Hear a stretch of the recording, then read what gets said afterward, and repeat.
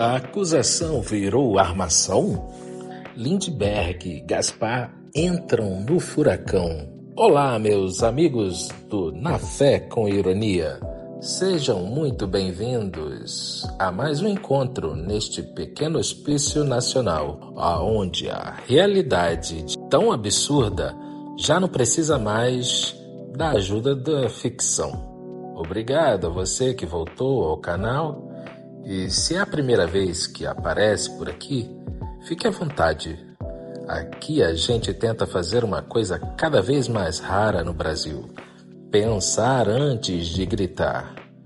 E hoje o assunto é daqueles que parecem ter sido escritos por um roteirista e que tomou café demais. Imagine a cena: um parlamentar acusa outro de uma coisa gravíssima. O acusado nega. O acusado apresenta a sua versão. Depois, aparece um depoimento dizendo que a acusação original poderia ter sido fabricada.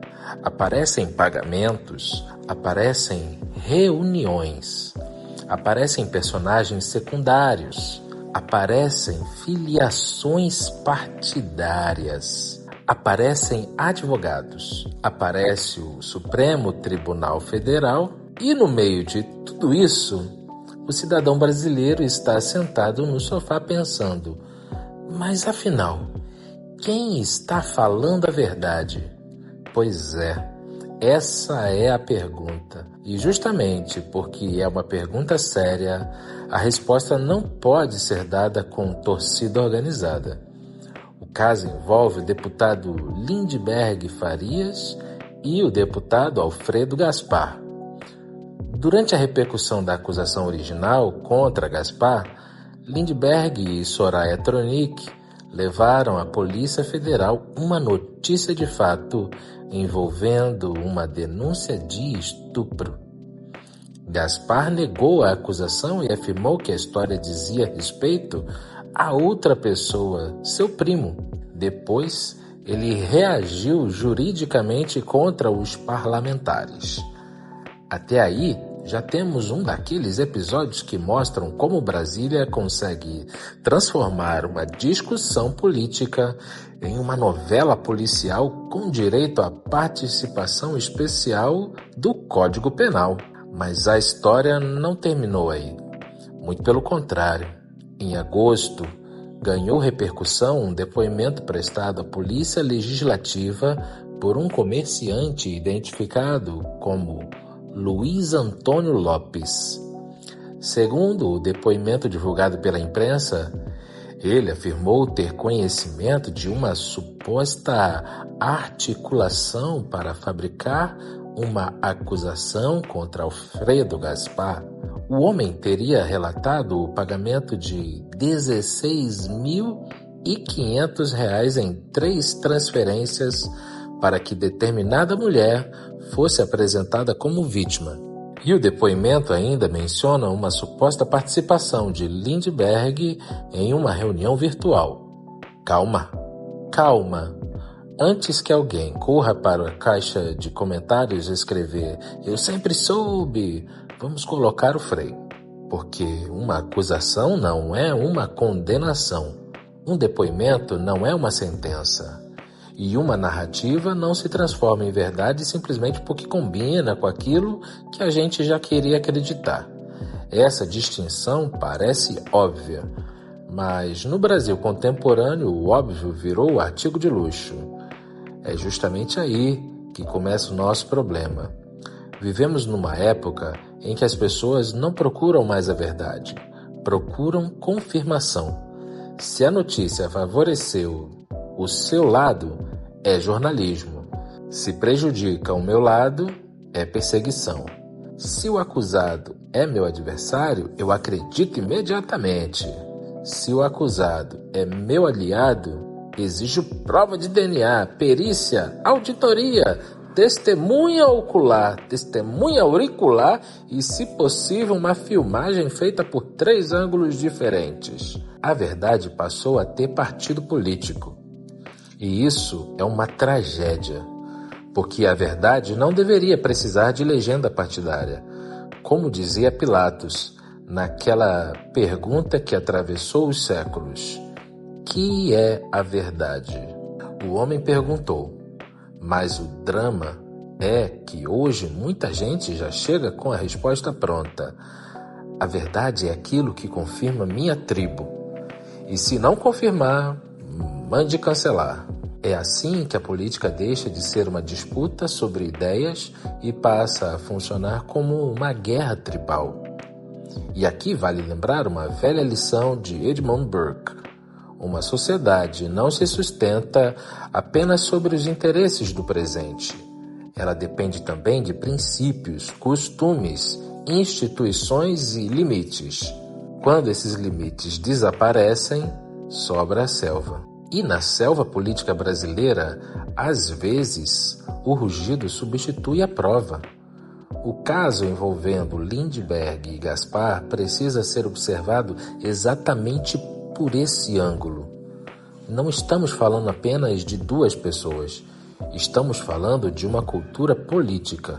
Uma cultura em que acusações gravíssimas podem ser lançadas no ambiente público e imediatamente transformadas em munição política. E aqui existe uma diferença fundamental entre denunciar um crime e usar uma acusação criminal como arma política. Se alguém foi vítima de um crime, deve procurar as autoridades. Se alguém tem conhecimento de um crime, deve comunicar às autoridades. Mas se alguém deliberadamente inventa uma acusação criminal contra outra pessoa, a situação é completamente diferente. Porque aí a vítima deixa de ser apenas o acusado. A própria justiça passa a ser atingida. É como usar uma ambulância para transportar gasolina. O instrumento criado para salvar vidas passa a carregar o material da explosão. E por isso, a investigação precisa ser séria, sem paixão, sem torcida, mas ele é de esquerda, mas ele é de direita, eu conheço a índole dele. Índole não substitui prova. E também não podemos esquecer o outro lado. O homem que apresentou o depoimento sobre a suposta armação passou a ser questionado depois que o Metrópolis informou que ele se filiou ao Partido Liberal em abril, cerca de uma semana depois de prestar depoimento à Polícia Legislativa. Isso não prova que ele esteja mentindo, mas também não é uma informação irrelevante.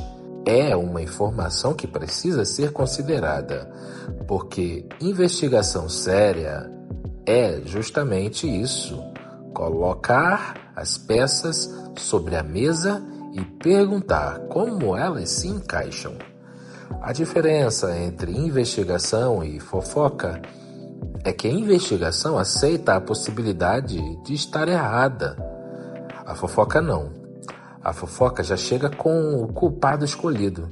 E aí entra uma lição extraordinariamente atual de Dostoiévski.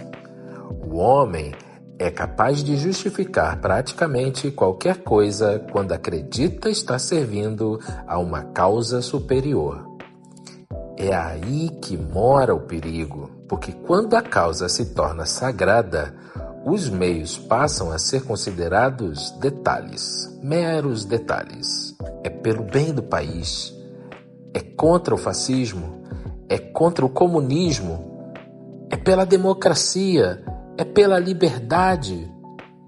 E de repente, alguém começa a acreditar que mentir é aceitável, desde que a mentira seja contada em nome de uma boa causa.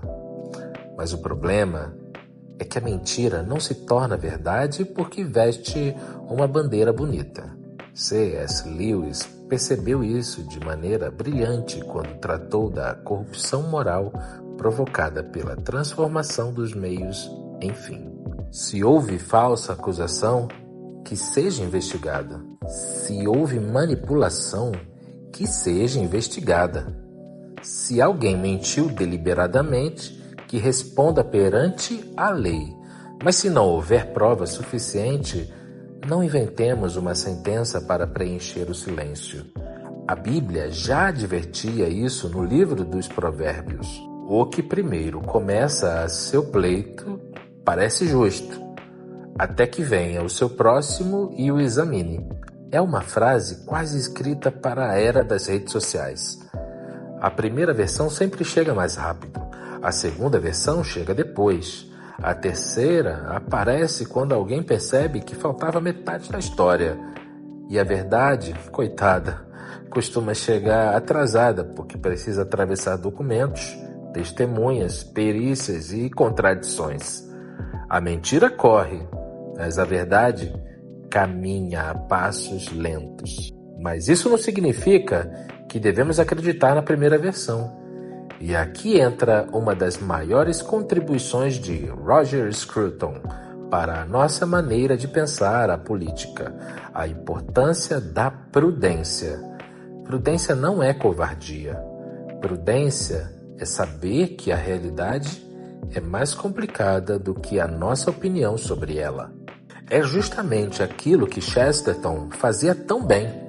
O homem sensato olha para uma situação aparentemente simples e pergunta: espere aí, será que existe alguma coisa que eu ainda não estou vendo? O fanático não pergunta, ele já sabe.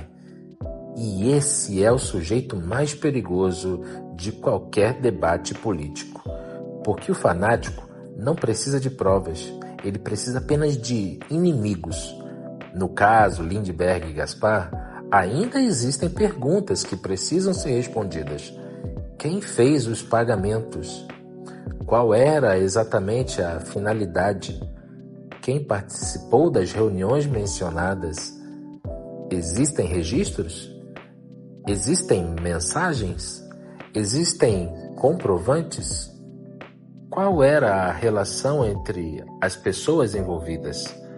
O que dizem as testemunhas?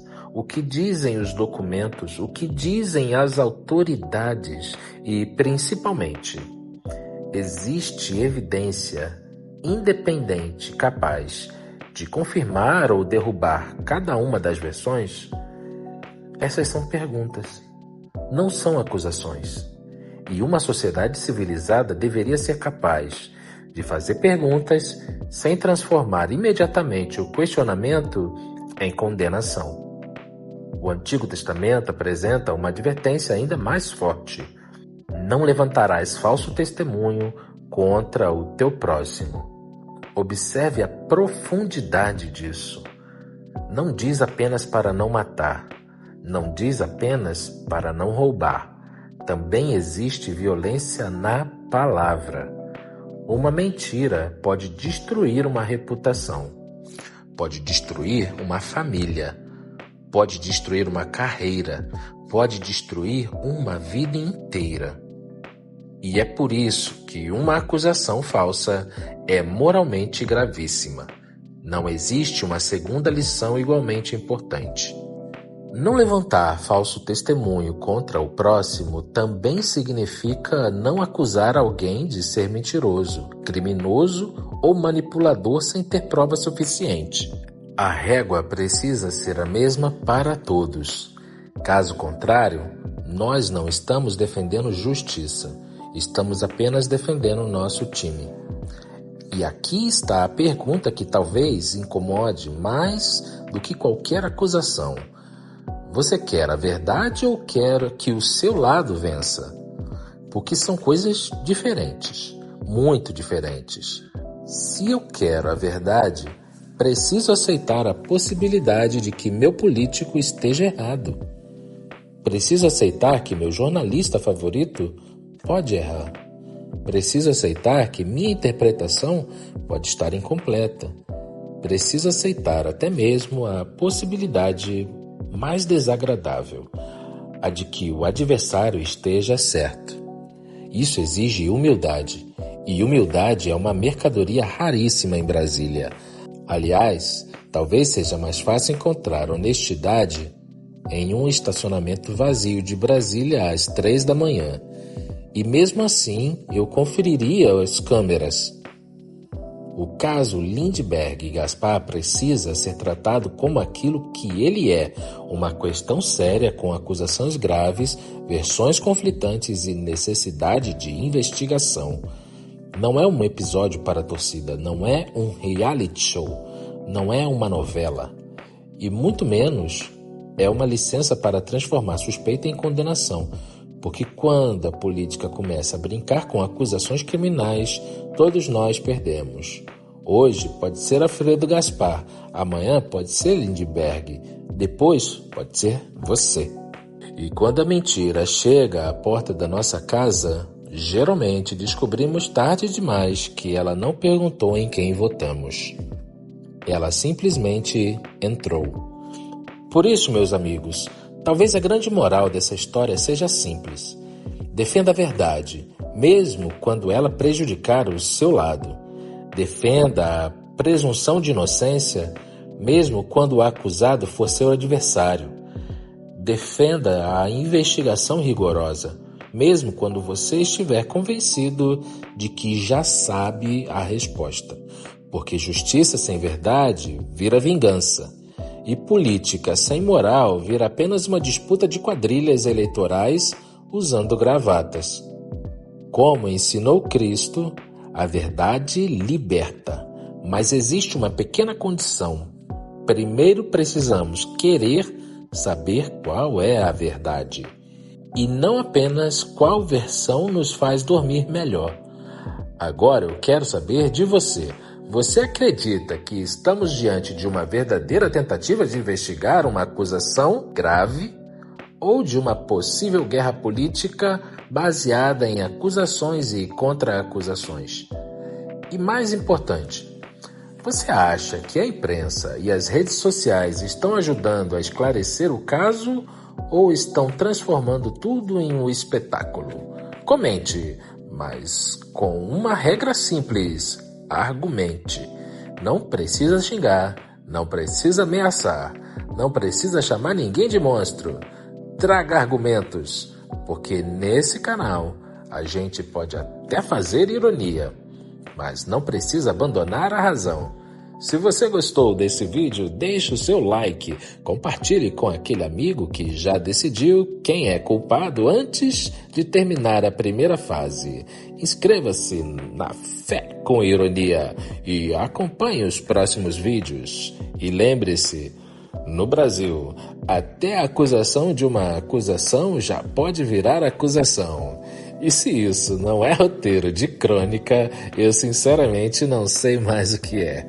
Até o próximo vídeo e que Deus nos dê discernimento, porque, pelo jeito, prova documental vai continuar chegando depois do comentário nas redes sociais. Na Fé com Ironia.